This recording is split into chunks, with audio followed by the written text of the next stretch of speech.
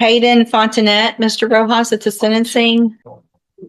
Good morning. Are you Caden Yes. Fontanet?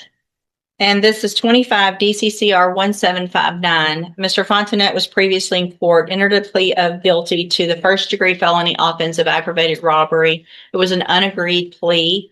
I've received the pre-sentence report. Have you both had an opportunity to review that report? We have, Your Honor. The state has, Judge. Are there any additions or corrections to the report? Not from the defense. Not from the state, Judge. And Mr. Coleman, you said you have a witness or some evidence? Actually, Judge, Mr. Rojas has graciously stipulated to the admission of the surveillance video from the convenience store in question. So Okay. I need to call my custodian record. With the court's permission, first of all, I'm offering states one. No, Judge. Make that states two, because this one was the plea admonishment documentation, please. I'm offering states two. No objection. States two is admitted. Permission to publish, Judge. Yes, sir. Judge, I think that's all I wish to publish unless the court wants to see the entirety of the video. But I think that's enough. Any other evidence or witnesses? So just brief argument if I may. Any other evidence or witnesses for Mr. Rojas? No, Your Honor, just Mr. Rojas, you may make argument first. thank Go you, ahead. Judge. And obviously, after seeing that video, it makes what we're asking for harder to do. What we're here asking for this morning, Judge, is probation. Mr. Fontanet, he is a young offender. I know the court is tired of hearing the same story over and over again, young guys with guns in here. He's got a limited criminal history. I believe this is his first felony. He's never been on any kind of felony supervision or felony probation.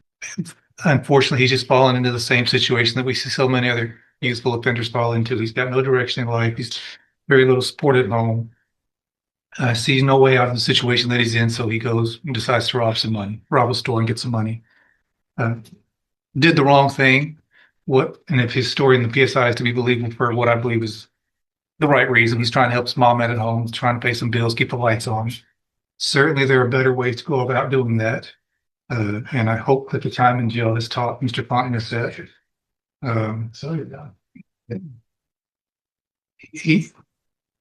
We've got options here, Judge. We can send him to prison or we can put him on probation. Certainly, he's on the road if this conduct continues. He's on the road with prison. I don't know that the day is the best time to make that exit for him. He's got a long life to live. We can send him to prison. He can be there for a few years and come back out. I don't know that he's going to get the help that he really needs in prison. There are programs available on probation that if he's serious about turning his life around, like he says in the PSI, those programs can help him. And if he does take advantage of those, it in turn would make the community a little bit safer, because it'd be one less guy running around with a gun when he does get out of prison, if that were the road that you chose to take. Planning on living at home with his mom. I think he has some younger siblings there. To his benefit, before he was even arrested, he started a GED. I think on the night that this happened, he had just finished a GED class and made a dumb decision to go hang out with these guys that he should not have been hanging out with, and did this robbery. Again, Judge, you've got two options. You can send him to prison, or you can try to get him some help on probation, and hopefully he will take advantage of that. And certainly if he doesn't, we're going to know pretty quick, and you'll have another chance to send him to prison, probably for a longer time. All right, thank you. What is the status of the other two?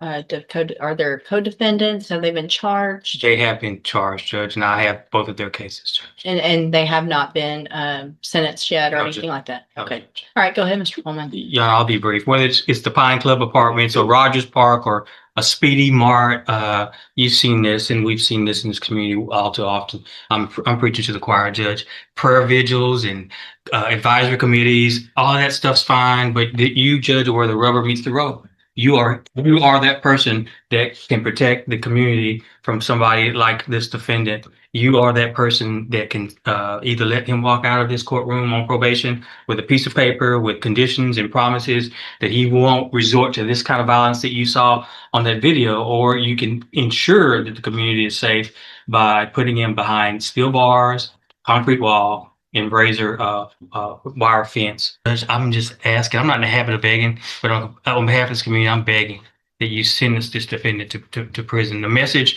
that needs to be sent to this defendant and his circle of friends and anybody who would want to be like this defendant is that if you pick up a gun with the intent to commit violence, you're gonna pick up a 15, 20, 25-year prison sentence, Judge.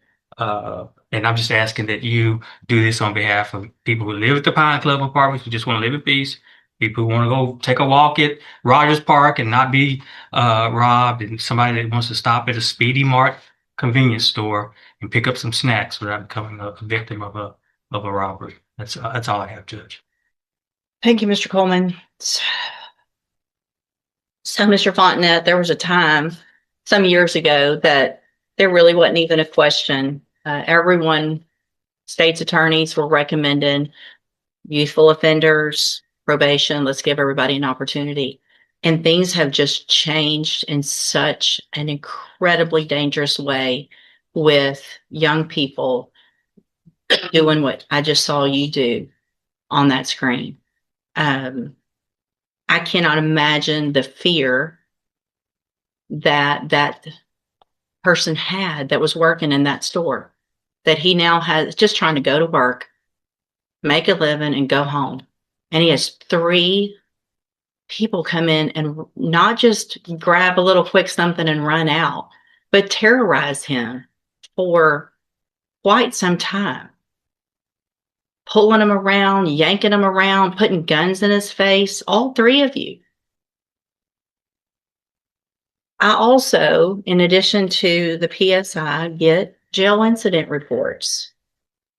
And you apparently like to fight and jump people, which is what's been happening in the jail.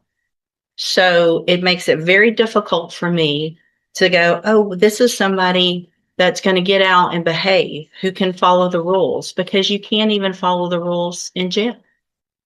And the pre-sentence report shows that you're a high risk level, which tells me that after they've looked at everything, that you don't have, unfortunately, a good likelihood of being successful if I were to put you on probation. And Mr. Coleman's right. We're tired of it. And there's got to be something done. So in cause number 25, DCCR 1759, I'm going to find that you entered your plea of guilty freely and voluntarily. I'm going to find sufficient evidence to find you guilty. And at this time, I'm going to find you guilty of aggravated robbery. I'm going to sentence you to a term of 25 years in the institutional division.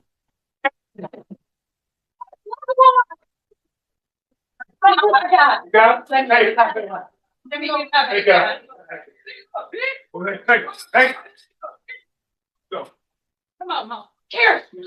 I'm going to sentence you to a term of 25 years in the institutional division of the Texas Department of Corrections. You will receive credit on that sentence for any time that you've been in custody that the law gives you the right to receive.